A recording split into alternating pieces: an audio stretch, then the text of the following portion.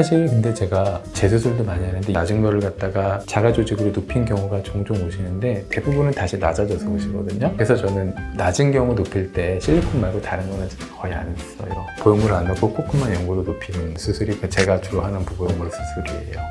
혹시 이런 거 다 살릴 수가 있나요? 안녕하세요. 저는 의브르 성형외과 대표원장 윤성원입니다. 보통 코 성형을 할 때에는 실리콘과 같은 보형물을 넣는 게 일반적이지만은 최근 들어서는 구축이나 염증의 영향 때문인지 저는 무보형물을 하고 싶어요 라고 이제 문의를 오시는 경우가 많이 있어요. 무보형물을 쓴다는 거는 물론 장점도 있겠지만은 한계도 명확한 부분이기 때문에 그 부분에 대해서 오늘 여러분과 함께 좀 자세히 알아보도록 하겠습니다.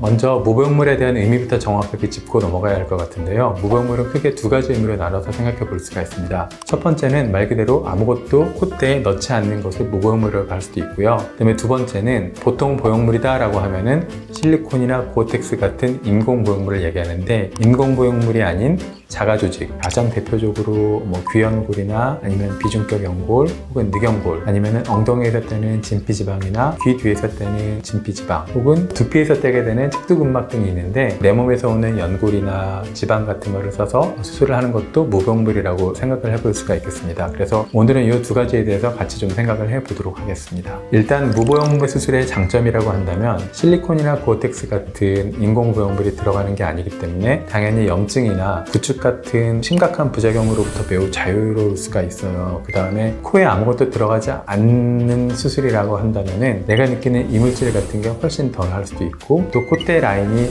자연스럽게 드러나기 때문에 그런 장점이 있습니다. 반면에 이제 단점도 있는데요. 예를 들어서 실리콘을 들어가지 않게 되면은 콧대에 있는 굴곡을 완전히 매끄럽게 하는 게 기술적으로 조금 어려울 수가 있겠고요. 귀연골 같은 경우 보시면 귀 자체가 좀 제멋대로 울퉁불퉁하게 생겼는데 그게 들어갔을 때 뜻하지 않았던 울퉁불퉁함 같은 것들이 보이는 경우가 간혹 있어요. 그 다음에 이제 엉덩이에서 떼는 진피지방이나 그런 조직들은 시간이 지나면 흡수가 되면서 원래 만들었던 높이보다 낮아진다거나 하는 부작용들이 흔히 있는데 이게 흡수되는 정도가 사람마다 다르기 때문에 의사도 수술하면서 어느 정도 흡수가 될지 예측을 할 수가 없다라는 그런 단점도 분명히 존재합니다.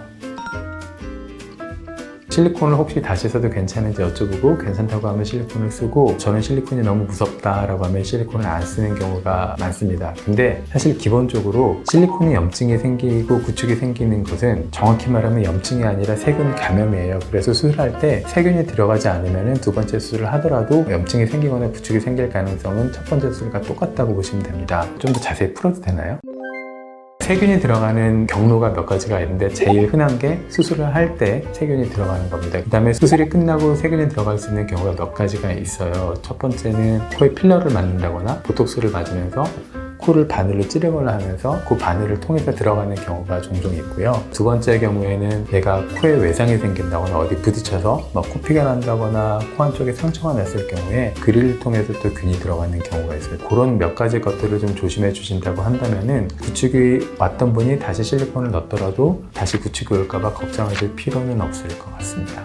제가 주로 무보형물을 추천드리는 코의 경우는 콧대가 좀 높고 코끝이 낮다거나 혹은 코끝의 모양을 바꾸기를 원하는 분들은 주로 무보형물로 수술을 권해드리고 동양인의 경우 특히 한국 분들의 경우에는 코가 높아서 낮추기를 희망하시는 경우보다는 낮아서 높이기를 희망하시는 경우가 훨씬 많기 때문에 예외적인 경우 내 코가 지나치게 높아서 깎아야 된다거나 매부리 때문에 콧대 중간부분이 튀어나온 경우를 제외하고는 대부분은 보형물을 쓰시는 것을 저는 추천을 드립니다.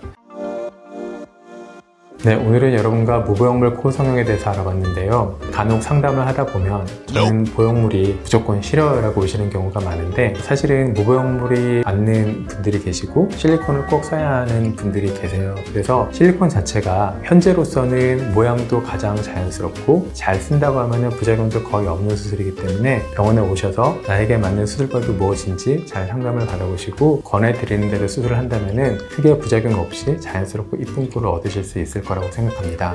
오늘 설명드린 내용 외에 궁금하신 게 있으시다고 한다면 댓글로 달아주시면 언제든지 답변을 해드리도록 하겠습니다. 구독, 좋아요, 알림 설정 부탁드립니다. 지금까지 의브르 성형외과 대표원장 윤성원이었습니다. 감사합니다.